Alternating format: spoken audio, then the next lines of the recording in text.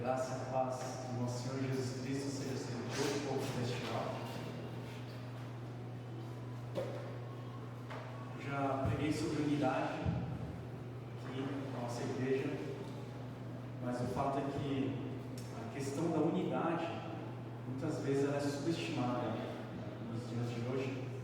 Eu não gosto de ficar generalizando, mas infelizmente é uma realidade. Ainda mais nessa era polarizada, tudo é polarizado.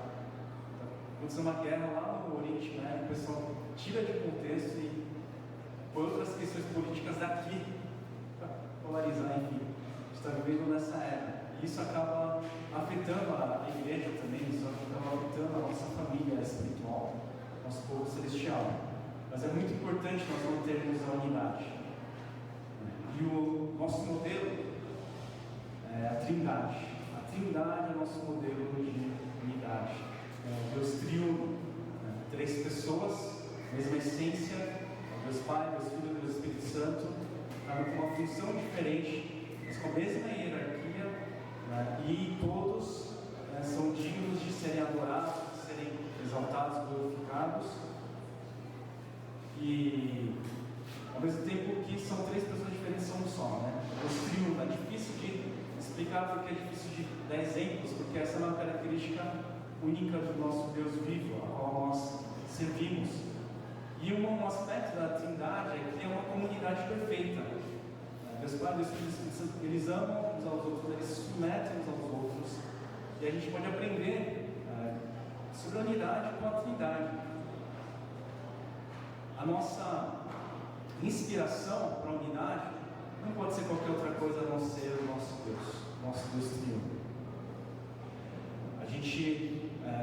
A nossa origem, a origem da nossa igreja, que vai completar 55 anos, a gente vai comemorar em junho, mas a origem da igreja foi étnica, foi com os irmãos taiwaneses que vieram para o Brasil,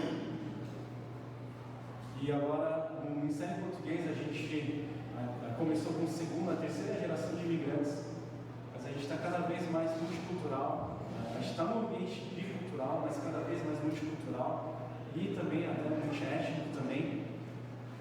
E se antes o que mantinha a unidade da nossa igreja era a família, era a questão da etnicidade, a questão cultural, que é importante também, a gente não vai ignorar, descartar isso, mas quando a gente pensar na unidade, aquilo que realmente nos une tem que ser o nosso Deus. E quando a gente vê no versículo 4, próximo, o Paulo, ele repete, um só, uma só, um só, uma só. E é aquilo que nos une. E quando a gente vai ver no versículo 4, 5 e 6, a gente vê aspectos da Trindade, do Deus Espírito Santo, do Deus Filho, do nosso Senhor Jesus Cristo, do Deus Pai, que nos chamam à unidade. Então, ele fala: há um só corpo, um só Espírito, assim como a esperança para a qual vocês foram chamados é uma só. Todos nós fazemos parte do corpo de Cristo. Isso não tem a ver com a bandeira da Igreja Presbiteriana do Povo Celestial de Formosa, em São Paulo. Esse é o nome da nossa igreja, você sabia disso? Esse é o nome incompleto da nossa igreja, mas a gente chama carinhosamente de IPC ou PC, E somos povinhos celestiais, o uniforme da igreja. Mas enfim, nós não somos só da Igreja Presbiteriana do Povo Celestial, mas nós fazemos parte do corpo de Cristo Jesus. Isso é muito importante, e é uma analogia excelente, porque cada parte do corpo exerce uma função diferente, tem talvez um jeito de agir diferente. Entretanto, todos caminham para a mesma direção. Se não fosse assim, ia ser um desastre. É meio pouco pensar isso, mas imagina se tudo fosse orelha. Eu sou músico de formação, então para mim o ouvido é muito sensível, a questão do som, a questão da música e tudo mais. Então imagina, já que o som é importante para mim, eu substituo o nariz pela orelha, pelo ouvido, substituo os olhos pelo ouvido, tenho a orelha nas minhas mãos, bizarro isso, mas às vezes a gente quer fazer isso, quer reproduzir isso, quer que todos sejam iguais a E o fato é que o Espírito Santo, ele manifesta no corpo. Tanto em Efésios quanto em Coríntios, quando fala, vós sois a habitação, vós sois o templo do Espírito Santo. Desde quando eu era criança eu ouvia, você é templo do Espírito Santo. E geralmente quando eu falava isso, eu falava no contexto, você não pode pecar, né? No contexto de namoro, né? Ou no contexto de usar produtos, ou ingerir bebidas, ou qualquer coisa que faça mal ao corpo, né? Fala, não, você é templo do Espírito Santo, então você tem que cuidar do seu corpo. Isso também é realidade, mas a ênfase é na primeira pessoa do plural. Nós somos o templo. Nós somos o corpo do Espírito Santo. O Espírito Santo ele habita através da igreja, da sua santa igreja. Uma coisa que é importante, que é difícil, que é muito difícil, ter a mesma esperança, uma só esperança a qual fomos chamados, porque todos nós temos expectativas muito diferentes. Eu não sei qual a motivação de você estar aqui, se você está aqui porque é um cargo, você tem um cargo na igreja. Não sei se você está aqui porque o seu pai obrigou você a estar aqui, você não quer ouvir bronca do seu pai, então você está aqui. Não sei se você está aqui por causa do seu cônjuge, porque alguém te chamou, porque você precisa de alguma ajuda, você precisa de apoio, você precisa de amigo, não sei. A gente pode estar aqui por diversas razões diferentes, e eu não quero descartar nenhuma delas, mas eu quero convergir a nossa expectativa, a nossa esperança, naquilo que o Senhor nos chamou a fazer, aquilo que o Espírito Santo nos guia a fazer. Isso a gente encontra nas Escrituras Sagradas. Para ajudar, o que é isso, pastor? O que o Espírito Santo nos chamou a fazer?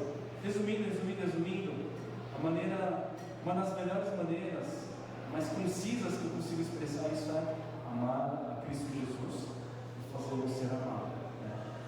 Amar quer dizer entender o seu amor, entender o sacrifício que Ele fez por mim, entender que eu sou pecador, que Deus é santo, e que através da sua ação salvífica, até quando Ele veio aqui, quando Ele entregou sua vida por nós, quando Ele morreu na cruz, Ele perdoou todos os nossos pecados, e quando Ele ressuscitou, Ele venceu a morte, Ele nos mostra como Ele tem o poder de nos dar a vida eterna.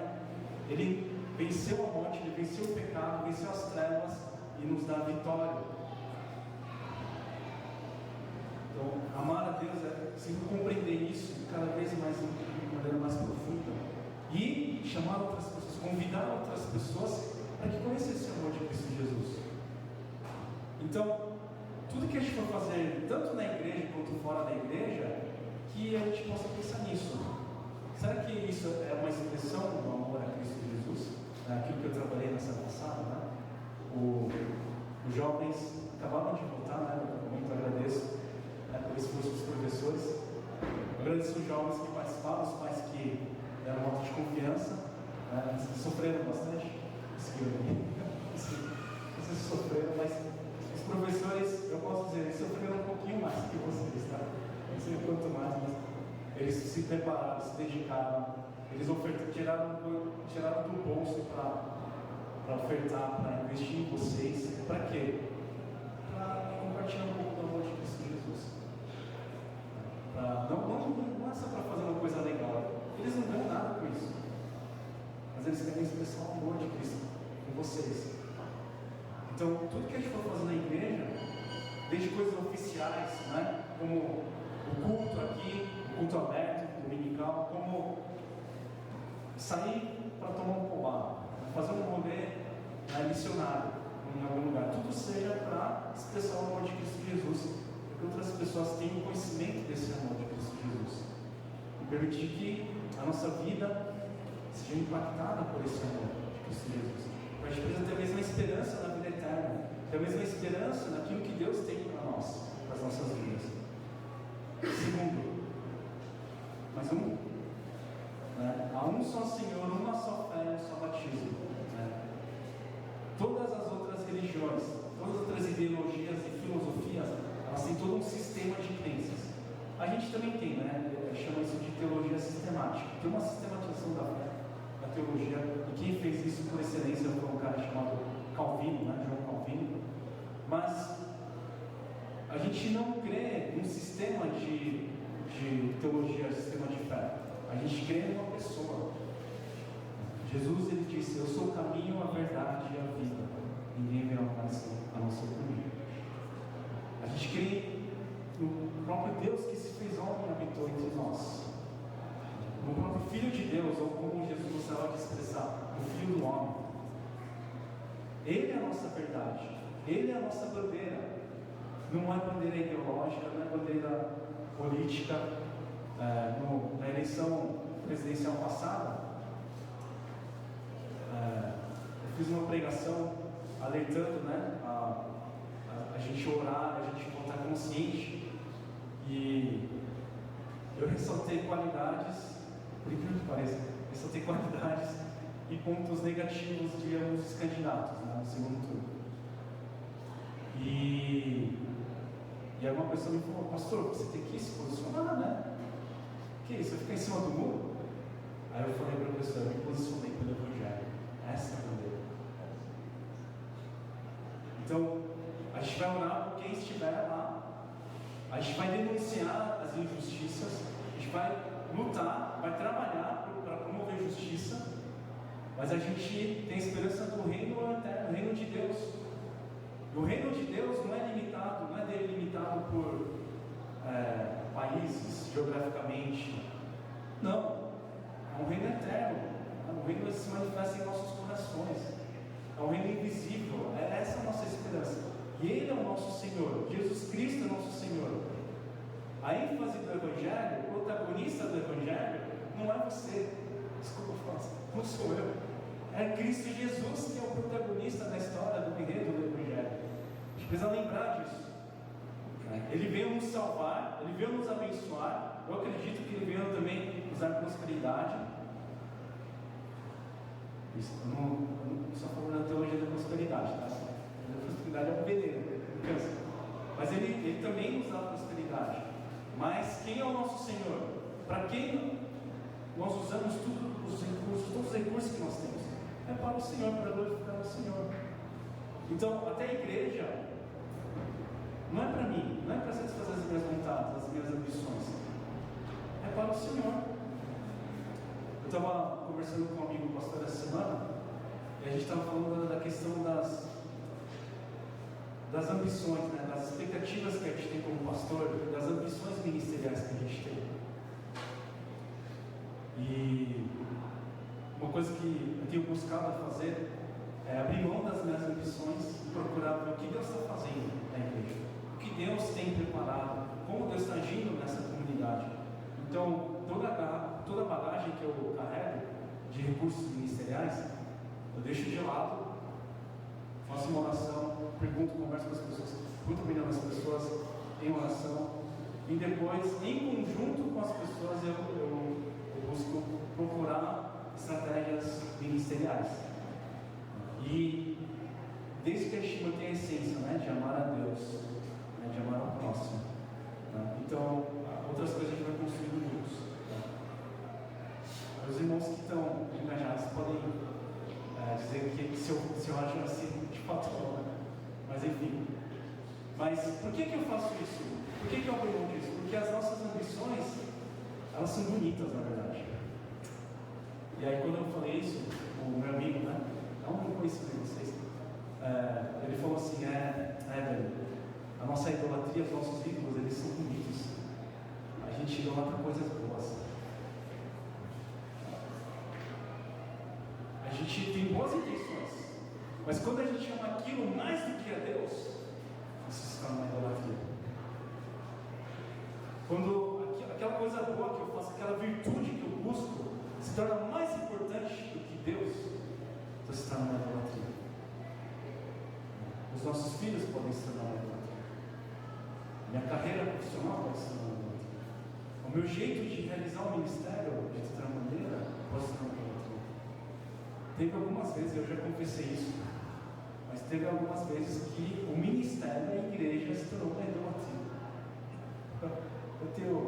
Eu penso nisso, eu sinto vergonha, assim, constrangimento. Como sou imbecil, sabe? A gente tem que amar mais a Deus, e para isso a gente tem que mergulhar no amor de Cristo Jesus. Uma só fé, é Ele que nos dá fé, é a fé em Cristo Jesus. não um sistema de crenças, não em variadas doutrinas, assim, mas em Cristo Jesus, né? E na palavra do nosso Senhor Jesus Cristo. Óbvio que tem as doutrinas, isso é importante também. E as doutrinas essenciais, que a gente não pode abrir mão, a gente tem que ter bem claro, estabelecido, por exemplo, a natureza de Deus, Deus criou, a maneira como nós somos salvos, e algumas coisas importantes a gente não pode abrir mão. Aí tem algumas coisas periféricas sobre dons espirituais, oração de línguas. A gente fala que oração de línguas é orar em línguas mesmo, que as pessoas não entendem. A gente fala que oração de línguas é você aprender a adquirir línguas estrangeiras. Enfim, tem vários tipos de interpretação sobre a profecia, se existe ou não existe a profecia, como é que né, a profecia se manifesta nos dias de hoje. São coisas assim que a gente pode negociar, tudo bem se a gente divergir, mas coisas essenciais a gente não abre mão do Evangelho, da essência do Evangelho, da mesma fé. O batismo também tem várias maneiras de realizar o batismo. Tem a aspersão, né, que você joga na cabeça. Aqui, a igreja presbiteriana faz a aspersão. Tem o batismo por imersão, que você mergulha a pessoa, pode ser na piscina do lago, no rio. Eu já vi no mar também. Você vai fazer batismo infantil, você não vai fazer. Tem várias maneiras, tem várias formas de fazer, mas todo batismo é uma representação de que eu entreguei minha vida ao Senhor. De que eu entendo que eu sou um pecador, que eu entrego minha vida ao Senhor. E o batismo, ele é o começo da caminhada. É um marco do começo da caminhada. E aí, a partir daí, a gente vai evoluindo, a gente vai buscando amadurecer na fé.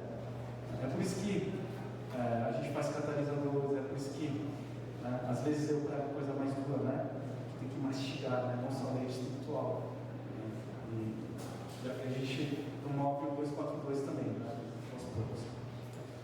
Terceiro, há um só Pai, né? Um só Deus e Pai de todos, que é sobre todos, por meio de todos e em todos. A gente precisa entender isso.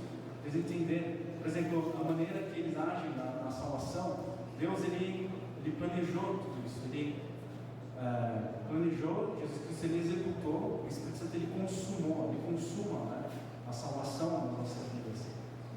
Então a gente precisa entender e a gente precisa olhar para a Trindade, e cada vez mais, quando a gente observa mais, a gente pode ser inspirado para que isso, para que a gente veja a unidade das nossas vidas. Na verdade é o Senhor que cria essa unidade, mas ela é aperfeiçoada em nós.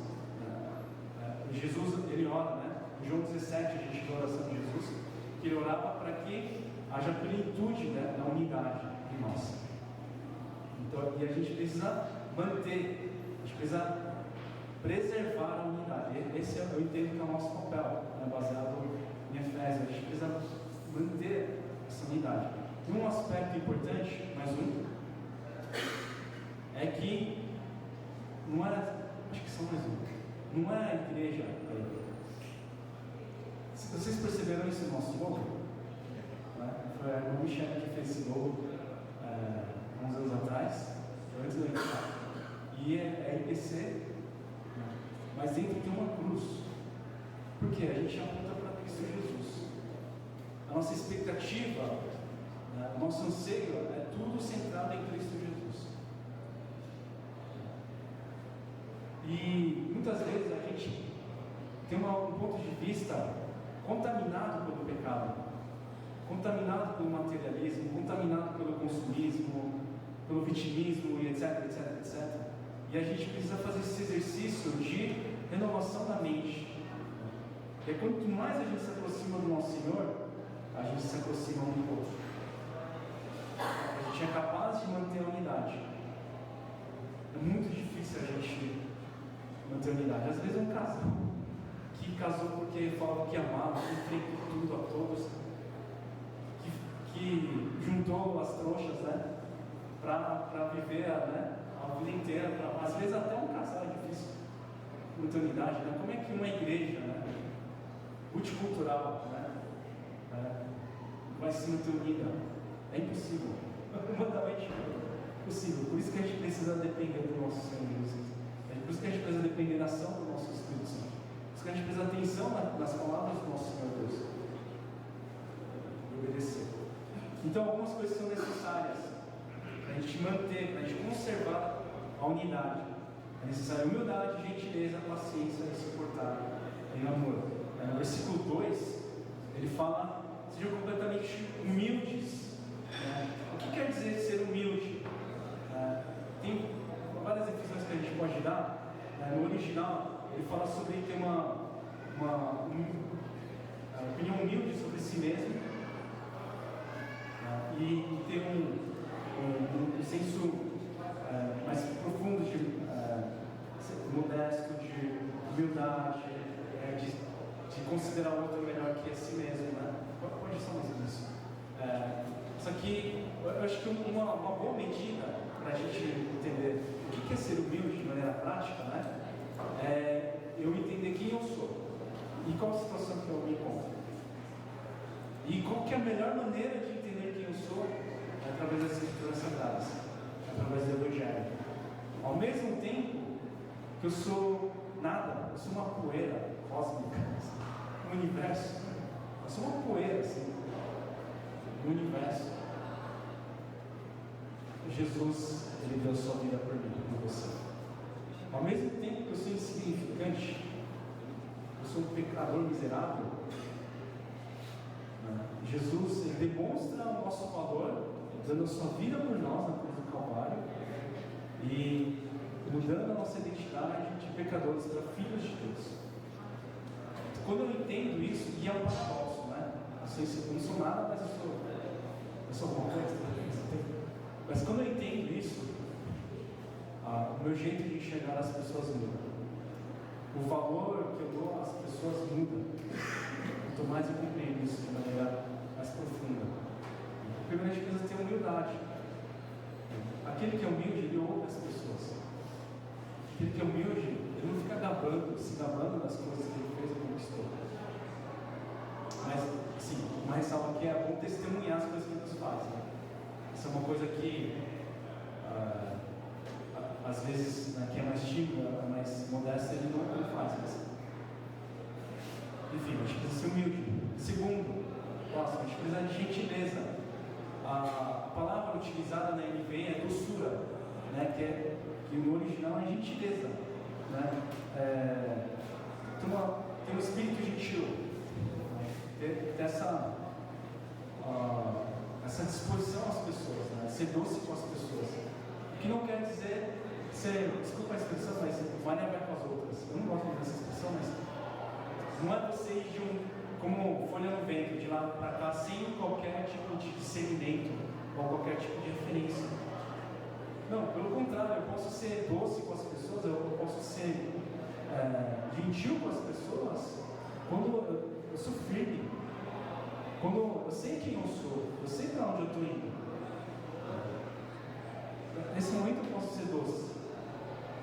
Eu estava compartilhando com os professores da IPC Kids. Para eu exercer a autoridade, eu não preciso levantar minha voz. Pelo contrário, aquele que realmente tem autoridade, ele pode falar com doçura, mas ao mesmo tempo ele fala com autoridade, fala com firmeza. Mas com paciência. Irmãos, como a gente precisa de paciência? Paciência, longanimidade, paciência. Porque às vezes a pessoa não entende, às vezes a pessoa entende errado. E quando as pessoas servem na igreja, né? Eu acho que isso acontece em qualquer ambiente, mas eu vejo isso muito na igreja. A pessoa vem, serve voluntariamente, de boa vontade, e aí começa a receber uma patada aqui, outra ali, a ver uma outra crítica. Né? Às vezes a pessoa interpreta mal as nossas intenções, né? Vem fora de contexto. Enfim, a coisa que a gente é proposto a fazer não dá certo, a gente fica frustrado. Mas isso pode acontecer com qualquer pessoa. E a minha preocupação é sempre se a pessoa vai ficar ferida, vai ficar machucada com isso. Isso pode acontecer, todos nós, inclusive todos nós estamos sujeitos a isso acontecer. Mas o que a gente precisa? Paciência. Se tem alguma coisa que não está certo, se tem alguma coisa que você não entendeu bem, tem que conversar, tem que chamar para conversar. Porque há muito ruído na comunicação hoje em dia, muito ruído na comunicação hoje em dia. Eu dei alguns exemplos umas semanas atrás. Tem muito ruído na comunicação. E a gente precisa ouvir isso, a gente precisa perguntar. Se ouvir isso, tem que perguntar: o que você quis dizer com isso? Eu entendi isso, é isso mesmo? Não, entendi. E falar: eu quis dizer isso, foi isso. O que você entendeu do que eu disse? Foi isso que você entendeu? E como você, o que isso causou no seu coração? Como você se sente com relação a isso? E de repente até pedir desculpa, se for o caso. A gente precisa se comunicar, precisa ter muita paciência. Porque, inclusive, a gente tem um gap de gerações. Eu vou citar um caso, um exemplo que aconteceu aqui. Tem 2 irmãos adolescentes que estão da nossa comunidade. A gente convidava para eles irem para a EBD às 10 da manhã, né? No IPCMED. Eles não iam, acho que foi uma vez ou outra, mas eles não iam. Até que um dia, o presidente do Joy pegou eles, não sei se segurou nas mãos deles, mas ele levou eles até o lugar onde eles se reúnem, lá no outro prédio. E eles participaram. Depois disso, eles participaram assiduamente. Eu fiquei muito surpreso com isso. Porque eu mesmo tinha convidado, o evangelista Isaac tinha convidado, a galera tinha convidado, os professores, mas eles tinham uma má vontade, assim, de participar do meu culto em mandarim, mesmo sem entender direito o mandarim. Mas aí, quando um presbítero, uma pessoa importante da igreja, acho que eu não sou tão importante, mas enfim, mas quando o presbítero pegou eles na mão, levou eles, falou: vocês são daqui, eles começaram a participar. É uma questão cultural. E a gente precisa entender isso. E como a gente às vezes está na mesma família, a gente acha que os nossos pais entendem a nossa cabeça. E os nossos pais acham que a gente entende a cabeça deles. Só que muitas vezes isso não acontece. Às vezes tem um fala uma coisa, só que o outro entendeu outra coisa. E aí ele reage a uma coisa, aí eu entendi outra coisa. Enfim, é uma salada assim. Então a gente precisa parar, conversar e perguntar: o que você entendeu com isso? Como a gente pode achar um senso comum com isso? E suportar em amor. Mais um. Suportar em amor não quer dizer: eu estou lá. Sabe aquele negócio? Eu não suporto. Não é nesse sentido. É mais do que isso. É você dar o suporte para a pessoa. É você edificar a pessoa, né?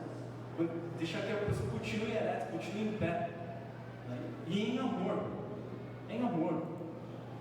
A gente precisa de tudo isso para manter a unidade, para preservar a unidade. Um desejo que eu tenho para os nossos adolescentes e para os jovens também, na verdade para toda a igreja, mas para os adolescentes isso é muito forte. Um desejo que eu tenho é que vocês topem qualquer rolê que os adolescentes quiserem. E eu sei que os professores perguntam para vocês o que vocês querem fazer, de vez em quando também, ver se vocês vão fazer. Mas o meu desejo aqui não fosse assim: o que vai ser? Vai jogar boliche? Não tem graça. Vai na casa de board game? Não, isso é chato. Independente do que quer que seja, quando eu vou ler do PCNet, eu gostaria que fosse assim. Por quê? Para nós suporte uns aos outros. E quando a gente se encontra, as coisas acontecem. Quando a gente se encontra, o ministério ele acontece. A gente precisa se ver bastante, com constância.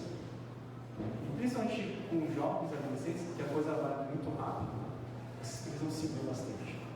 Então, se vocês têm sugestões para o evangelista Isaac, os professores, mas participa, mesmo que você ache que no mato, né? Teve, sei que o pessoal é urbano, né? Siribora, né? São da cidade, então eu não quero fazer necessidades no mato, né? Lá tinha infraestrutura boa, lá tinha lugar para fazer necessidades, tinha chuveiro, né? Acho que era quente, né? Mas enfim, o meu desejo é que a partir daqui vocês, mano, é para ninguém, vamos reunir. O que vai fazer, não sei, a gente vê depois. E obviamente os professores e o evangelista vão fazer isso de maneira responsável. Para ser algo gostoso para vocês, mas ao mesmo tempo edificante. Para que vocês conheçam o motivo de Jesus de maneira mais profunda. Esse é o nosso desejo, como líderes da igreja, como pastor, isso aconteça. E por último, não menos importante, é necessário esforço pelo vínculo da paz para conservar a unidade. Esse vínculo da paz é muito subestimado, especialmente nos dias de hoje. E ele é extremamente importante. O que é esse vínculo da paz? O vínculo é um bond, é aquilo que dá liga, que nos causa esse vínculo, que gera esse vínculo. E o que é essa paz? É um estado de tranquilidade. Por exemplo, como a não presença de guerras ou de violência, a paz entre indivíduos, segurança, prosperidade, felicidade, está dentro desse significado. A paz que o Messias ele proporciona, que o Senhor proporciona para a gente, então há um sentido de paz mais profundo, porque independente das circunstâncias, eu posso estar num furacão, mas quando eu tenho a paz de Cristo, eu consigo descansar. Então há um sentido de paz mais profundo, É uma paz que a gente tem pela garantia da nossa salvação em Cristo Jesus. E a gente não tem medo de Deus. A gente tem temor a Deus, sim, respeito, reverência, mas não tem medo, porque Ele já nos aceitou pelo sangue de Cristo Jesus. Cristo cumpriu na cruz do Calvário. E também a esperança, a bênção da vida após morte, da vida eterna também.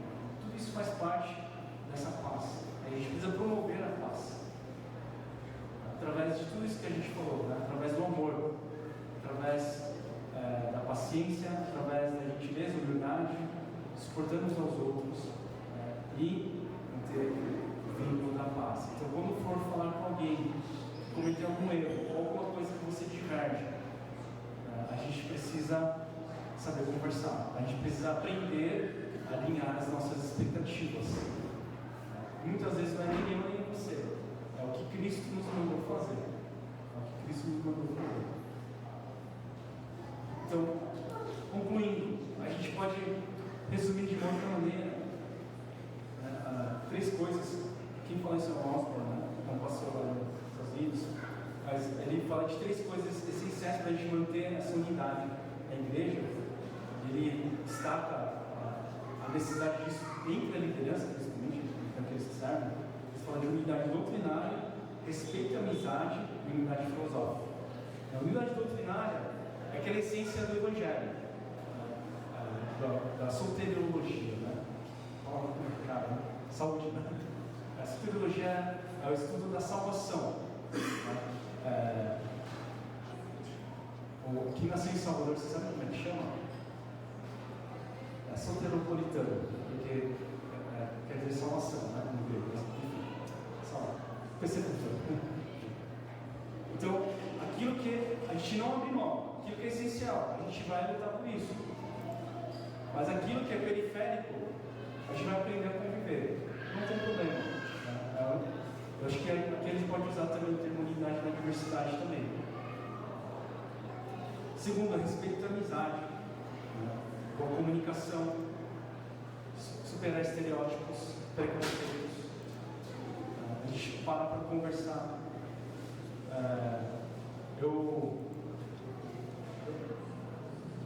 Cada vez mais eu fico com vontade de visitar Taiwan, Mas em 2012 eu visitei a China, eu fui para Pequim a trabalho, fui levar uns clientes para lá para visitar algumas fábricas. E eu confesso, irmãos, que eu tive uma outra visão da China completamente diferente do que eu tinha. E aí, só então eu entendi o estereótipo que tinha na minha mente. Só então eu entendi o preconceito que eu tinha na minha mente. Quando eu fui lá e convivi lá, eu fui visitar a mulher da China, convivi com o pessoal chinês lá, com as empresas e tudo mais. Só aí eu comecei a entender, e aí eu pensei, poxa, acho que aquilo que às vezes a gente passa, né? Preconceito, xenofobia, etc. Às vezes eu causo isso, né? Ou eu tenho essa visão, eu nem percebo isso. Então a gente fazer esse exercício de, eu posso perguntar, o que você está fazendo? Como é que você está fazendo? O que você está fazendo? No sentido de compreender mesmo, de entender a cultura da outra pessoa, da outra família, entender a cultura dos nossos pais, né? Entender e aprender a conviver. O estilo de trabalho dos nossos pais e o nosso é completamente diferente. Completamente. E os nossos filhos, então, é muito mais diferente. A gente precisa aprender a ouvir e trabalhar num consenso, né? Conflitos de personalidades, isso também é muito importante. Personalidade diferente não é errado. Vou falar de novo, personalidade diferente não é errado. Personalidade é personalidade, né? Tem várias maneiras de classificar, mas tem aquele que é colérico, fleumático, etc, etc. Isso é diferente de caráter. O caráter, a gente precisa ser moldado. Todos nós precisamos ter o caráter moldado ao caráter de Cristo Jesus. Mas a personalidade, ela não é nem boa nem má. Todas as personalidades têm coisas boas em determinadas situações, mas tem lados sombrios também. A gente precisa amadurecer na nossa personalidade e aprender a conviver com pessoas diferentes. Uma coisa que eu falei com um dos presbíteros, uma semana atrás, era sobre uma reunião que a gente teve na junta, na diaconal, e uma coisa que eu falei foi o seguinte: é perigoso quando todas as pessoas pensam do mesmo jeito. A gente precisa de pessoas que têm pontos de vista diferentes. Isso agrega bastante. Mas o que a gente precisa? Né? Com pessoas diferentes, pensamentos diferentes, opiniões diferentes, vivam na paz. A gente precisa ter o mesmo propósito. A gente precisa entender que há um só Senhor, há um só Espírito, uma só fé, um só batismo, um só Deus e Pai, que é sobre todos e acima de todos. Tendo isso em mente, a gente acreditando realmente nisso, vivendo isso, é bom a gente ter divergências. Isso enriquece tanto no nosso ministério, na nossa comunidade. Isso ajuda a gente a eliminar pontos sérios na nossa igreja, no nosso ministério, que é tão valioso, tão precioso. E a gente precisa de unidade filosófica, que, resumindo, seria acordo entre prioridades e ministério, e métodos de ministérios. O que a gente quer alcançar? Aonde a gente quer chegar? De novo, aquela questão das expectativas. Tem várias expectativas. Meu professor costumava falar que onde tem 2 evangélicos, há 7 opiniões diferentes. É difícil entrar em consenso de opiniões. E a gente tem que aprender a ceder. E entrar no consenso do que é a prioridade do nosso ministério. Onde a gente vai investir? Onde a gente vai investir os recursos monetários? Onde a gente vai investir nosso recurso humano, nosso tempo? Isso vai determinar onde que está a nossa prioridade. É bom a gente rever, a gente ir alinhando isso. E também com os métodos ministeriais. Qual que é o melhor método ministerial? Tem vários.